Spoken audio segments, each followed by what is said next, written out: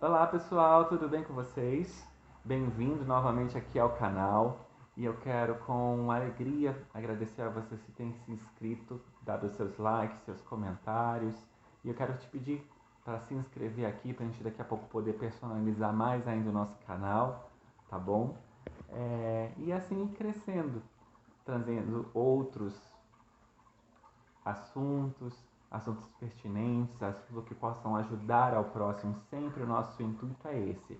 Não simplesmente a promoção do nosso nome, mas sim ser um canal de auxílio, um canal de que vá ao encontro à necessidade do próximo. Mas nesse vídeo em específico, meus queridos, eu tenho um roteiro aqui na minha mão e eu queria seguir esse roteiro. E nós vamos estar continuando o assunto abordado tanto no vídeo de depoimento meu sobre o abuso infantil e o abuso sexual infantil, né? E também sobre alguns comentários, algumas ligações, algumas críticas muito pesadas que nós tivemos que vão ao contrário daquilo que nós sabemos, né, que é realidade e do que foi realidade no meu viver. Lembrando que quem vivenciou a questão fui eu, tá bom?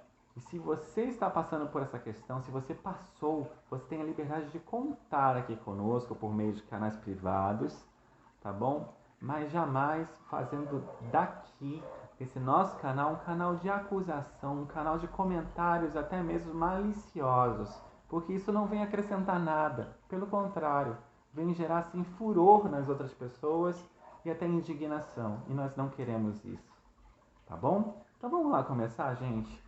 A primeira questão que as pessoas sempre colocavam é: onde estavam seus pais?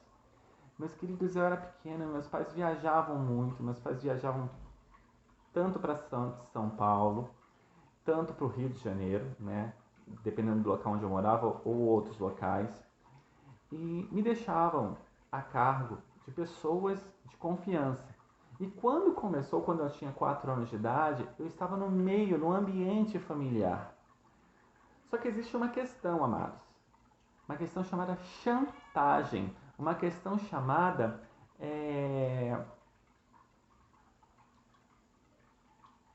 culpa, sem culpa, porque o quem faz isso com você, ele começa a trazer em você uma cultura chamada cultura da culpa, onde você começa a se culpar, você começa a trazer para si a culpa, o peso daquilo que está acontecendo contigo, né? Eu lembro do que eu falei na live. Se você não viu a live, ela está disponível em @renatasanliver.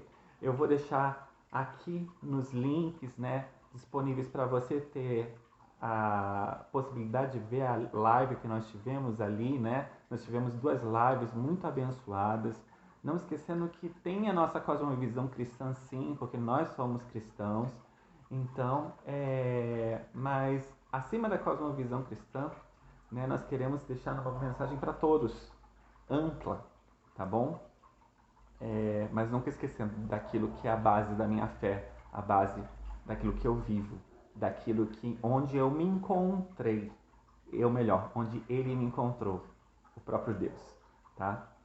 É, queridos, como eu estava falando na cultura da culpa, eu lembro que aos 18 anos, que foi a época, 17 para 18 anos, quando eu falei pela primeira vez com a minha mãe sobre o abuso sexual que aconteceu comigo de 11 para 12 anos, eu contei para ela dizendo que eu havia participado ativamente, não que eu tinha sofrido a problemática. Por quê? Eu carregava comigo essa questão da culpa. Eu era culpado. Eu passei por terapeutas que falaram que a culpa era minha.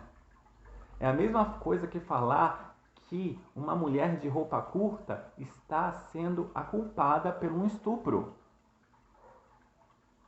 E vamos lembrar também que isso ocorreu no final dos anos 80, início dos anos 90. Essa informação sobre a proteção sobre a criança, o ECA estava para ser feito naquela época ainda, né? Então vamos lembrar disso, vamos lembrar do panorama que estava o meu background naquela época. Então eu não tinha essas defesas todas, eu não tinha num colégio uma questão que falava claramente sobre, olha, se alguém mexer assim com você, cuidado. Pra gente naquela época falar sobre sexualidade era um tabu. Por mais liberdade que meus pais tinham para mim falar sobre sexualidade, ainda era tabu. E até hoje é tabu. A gente percebe quando a gente fala sobre isso, sobre o abuso sexual, sobre a violência, sobre o bullying. A gente percebe que as pessoas ainda ficam na defensiva. E elas não se abrem para isso, para tentar entender. Pelo contrário, elas começam a colocar camadas de maquiagem para dizer: ah, mas nós não tínhamos esse pensamento. Mas isso mudou. Hoje nós temos esse pensamento. Então nós temos que pensar assim: nossa, eu errei. Sim, nós temos que pensar. Assim como hoje eu chego para amigos meus que outrora eu fazia bullying, e eu cheguei: me perdoa, desculpa pelo meu erro. Nós temos que ter também essa consciência, essa humanidade de fazer o mesmo. Se você ainda não conseguiu, treina. Treina. Isso é um treinamento de humanização. Humanização. Nós vemos o ser humano, o planeta, cada vez mais desumanizado. Então é tempo de nós nos humanizarmos. Continuando, gente, para não ficar tão grande. Já falei da cultura da culpa.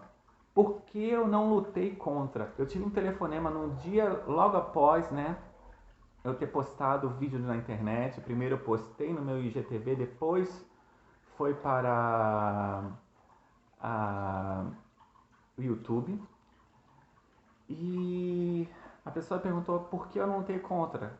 Gente, uma criança de 11 anos contra rapaz de 18 e blau, idades que eu não lembro todas, sendo segurada, sendo tapada a boca. Como eu vou lutar contra pessoas assim que me maltrataram? É surreal algumas perguntas que vieram contra mim, sabe? Eu falo contra mim porque vieram contra mesmo. Doeram escutar isso. Doeram também escutar que eu, por causa disso tudo que eu guardei, eu tive pessoas na minha vida que eu, depois de um tempo, eu compartilhei essa questão. E essas pessoas puderam comigo amadurecer, comigo caminhar e comigo gerar vínculos que nunca mais serão quebrados. Vínculos de amor. E pessoas ficaram naquela questão até, nossa, mas essa pessoa que você tinha que me contar tinha que ter aberto isso pra mim. E ficaram indignados. Gente, isso é um segredo meu. Eu não queria expor isso pra ninguém. Eu só vim expor agora, aos quase 40 anos. Então aquela pessoa que ficou calada, eu agradeço demais. Agradeço demais. Porque foi de minha ajuda. Minha ajuda principal depois de Deus. Mais uma vez sobre a questão dos meus pais, né? Vieram falar: nossa, seus pais não observavam você fazendo isso. Muitas vezes, gente que, entre aspas, diziam que estavam no nosso dia a dia, só que eu, como criança, eu lembro de coisas muito claras quando criança. E as pessoas que me conhecem sabem disso. Vieram falar: nossa, eu estava sempre presente e nunca vi isso. Onde estavam seus pais? Primeiro, que eu já vou desmentir que essas pessoas não estavam tão presentes. Eu só lembro elas de aniversários e coisas muito pontuais. E, queridos, eu tinha vergonha e normalmente os abusadores só fazem as coisas escondido. Eles não fazem isso abertamente. E como eu tinha vergonha, eu ficava calado.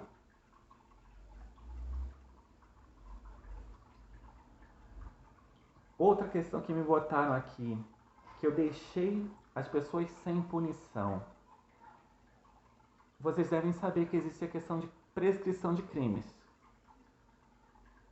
Amados, já passam mais de 20 anos desde que eu teria. Hoje em dia, né, para criança que faz 18 anos, mesmo que isso tenha acontecido na tenra infância, ela tem 20 anos para poder denunciar. Infelizmente, para mim, esse tempo passou.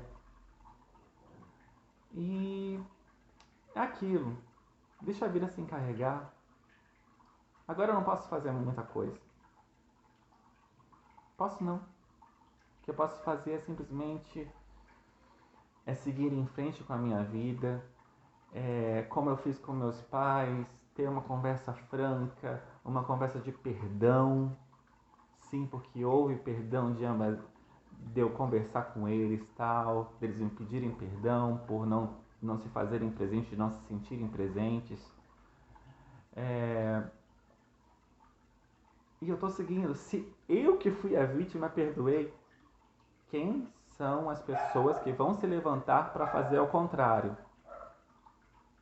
Então, por favor, gente, vamos nos colocar em cada localzinho que é devido, tá bom? Eu sei que esse vídeo vai gerar polêmica, sei disso claramente, mas eu estou sendo bem claro, estou fazendo um beabá bem claro. Outra questão, gente, chantagens. Sim, eu só fui vítima de chantagens durante às vezes da moléstia física, né, sexual, às vezes do abuso, né, e da violência física, e às vezes também do estupro, e das vezes que perpetuaram essa questão.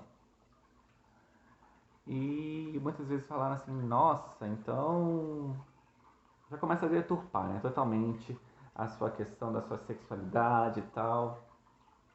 Amados, eu sou quem eu sou. Quer me conhecer? Saia do virtual e venha falar comigo. Tá bom? Aí sim você pode tirar uma parametragem. Eu tenho meu lastro de vida, eu tenho isso no meu currículo? Tenho.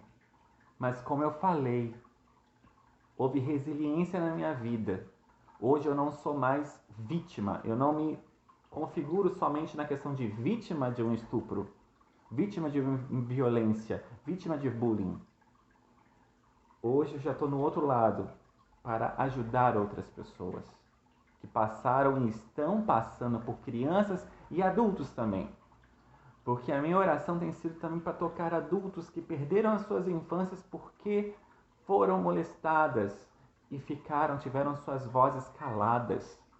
E não foram uma nem duas pessoas que chegaram até mim contando de abusos, de estupros, das coisas mais horrendas possíveis.